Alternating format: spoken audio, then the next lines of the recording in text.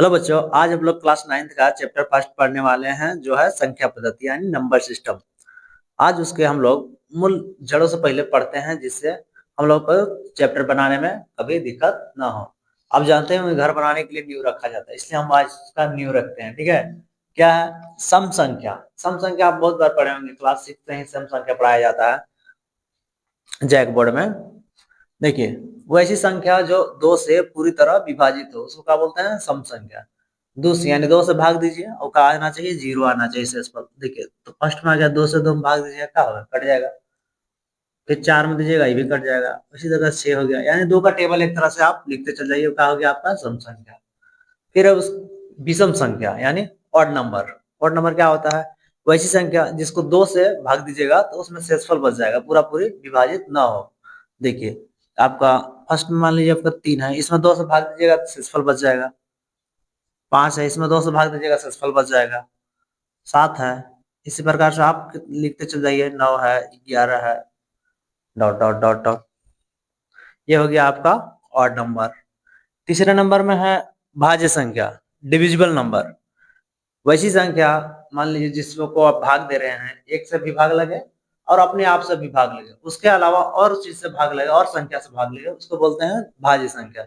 इससे मान लीजिए अब 4 है, 4 को कहाँ से भाग दीजिएगा, मान लीजिए 4 है, इसको 2 से भाग दीजिएगा, एक से भी भाग लगेगा और अपने आप यानी 4 से भी भाग लगेगा। तो वैसी संख्या जो एक से भी विभाजित हो, स्वयं से भी विभाजित हो और उसके गुणनखंड हो, तो उसके बोलते हैं भाज्य संख्या। तो फर्स्ट में 4 हो गया, 6 भी हो गया, आपका 8 भी हो गया, 9 भी हो गया, ऐसे डॉट डॉट।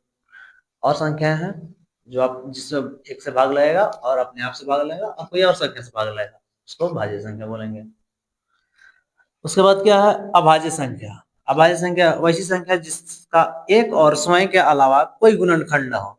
अभाज्य संख्या में एक होगा उसका गुणनखंड और अपने आप होगा, उसके अलावा कोई उसका गुणनखंड नहीं होगा।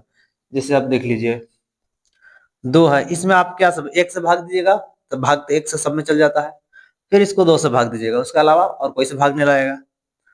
फिर है 3, इसमें एक से भाग दे सकते हैं और 3 से भाग दे सकते हैं। इसके बाद आप आता है 5। 4 क्यों नहीं, 4 में देखिए 2 से भी भाग लग जाता है, एक से भी भाग लग जाता है और 4 अपने आप से भी भाग लग जाता है। अभाज्य संख्या में वैसे बताना है आपको जो एक से भाग लगे और स्वयं से भाग लगे। उसके बाद आपका हो जाएगा 7, जो एक से भाग लगेगा और केवल 7 नहीं लगेगा।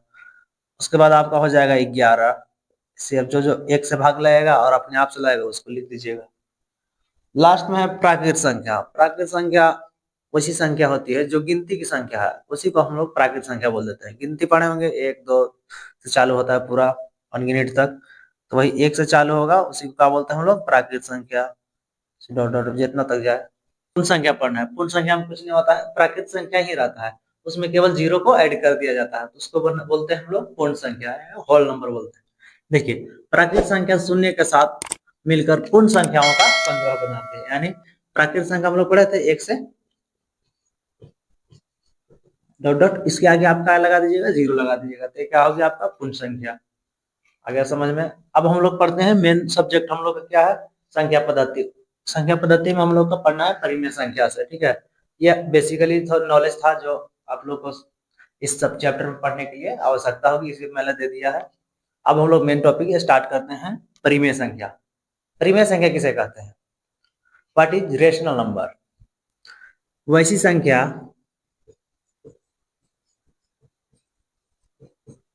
जिसे P बटा Q के रूप में लिखा जा सकता है,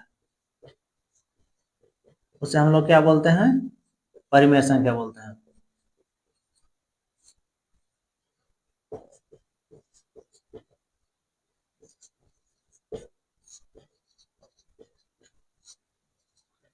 वैसी संख्या जिसे हम लोग P बटा Q के रूप में लिख सकते हैं उसको क्या बोलते हैं, परिमेय संख्या बोलते हैं।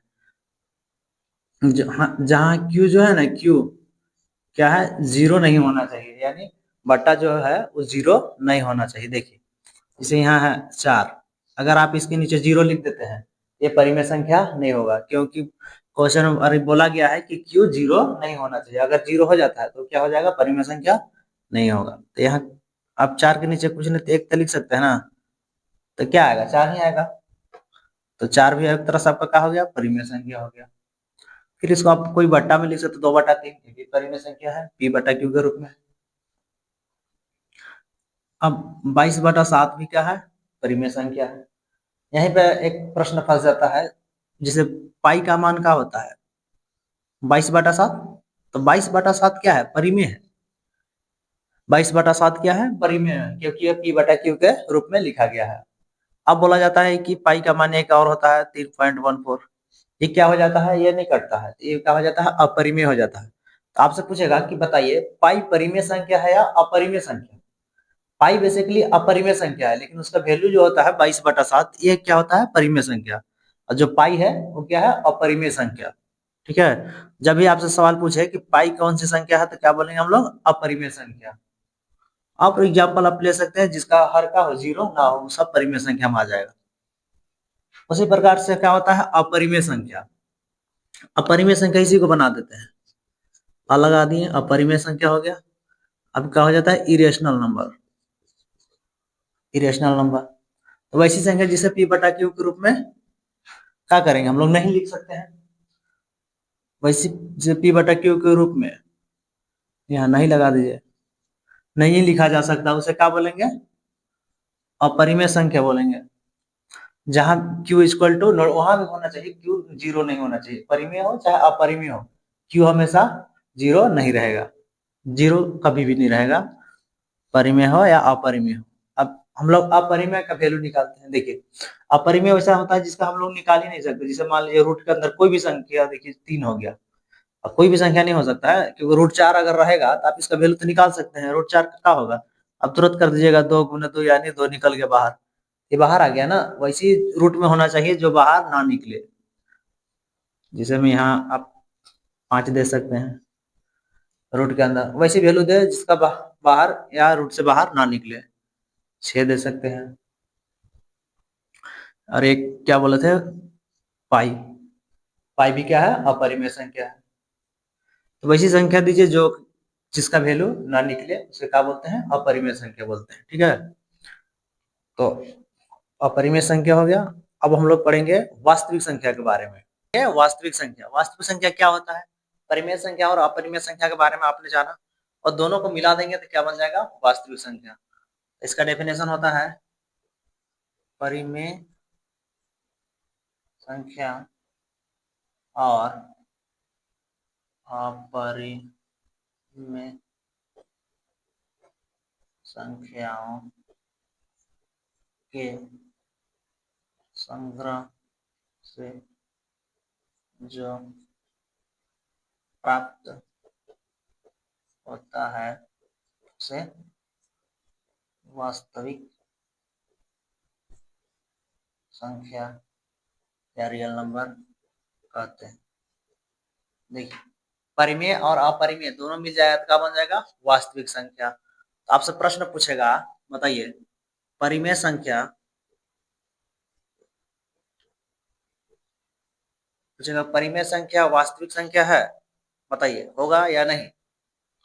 परिमेय संख्या वास्तविक संख्या होगा या नहीं, तो नहीं होगा, क्योंकि परिमेय और अपरिमेय जब तक ना मिलेगा तब तक क्या होगा, वास्तविक संख्या नहीं बनेगा। फिर पूछेगा अपरिमेय संख्या,